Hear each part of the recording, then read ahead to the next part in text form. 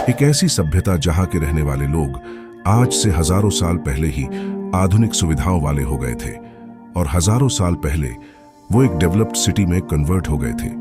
तो आखिरकार इस सभ्यता के साथ ऐसा क्या हुआ था जो कि पूरा का पूरा शहर खत्म हो गया और ऐसे खत्म हुआ कि अपने खत्म होने की कोई निशानी तक नहीं छोड़ पाया।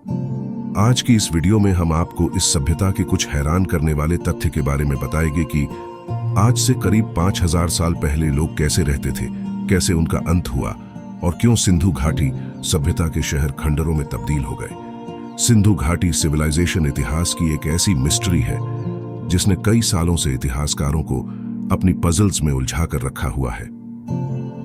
अब तक हमने सिर्फ कहानियों में सुना था कि भारत का इतिहास बहुत पुराना है, लेकिन यह पहली बार था जब हमें इसके सबूत मिल रहे थे और ऐसे प्रूफ मिल रहे थे कि पूरी दुनिया को भारत के इतिहास को मानना पड़ा। इस सिविलाइजेशन की खोज ने हमें इजिप्ट और मेसोपोटामिया, जिन्हें वर्ल्ड की सबसे पुरानी सिविलाइजेशन माना जाता है, उन सिविलाइजेशन के साथ ला खड़ा कर दिया।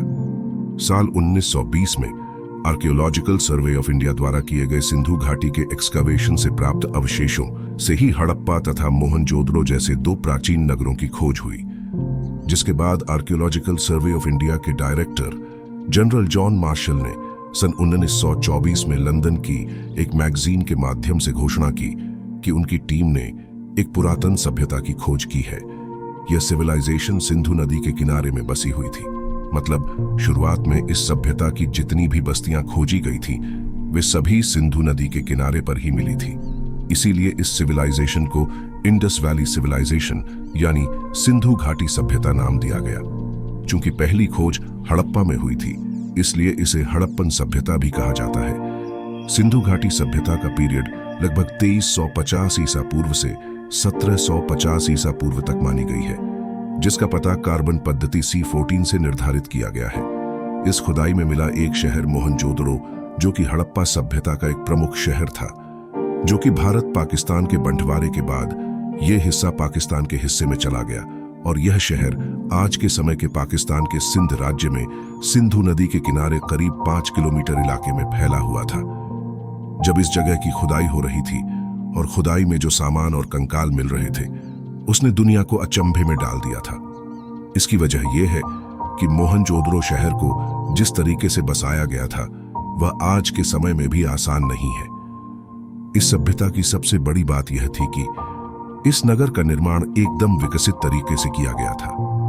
खुदाई से यह भी पता लगता है कि हड़प्पा तथा मोहनजोदड़ो दोनों नगरों के अपने महल थे, जहां पर उस समय के राजा का परिवार रहता था।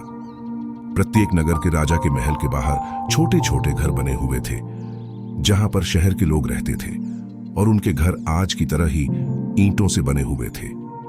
इस शहर के विकास का आप अंदाजा इसी बात से लगा सकते हैं कि उस समय के लोगों को सफाई वगैरह की अच्छी समझ थी और उनके घरों के गंदे पानी को निकालने के लिए नालियां तक बनी हुई थी।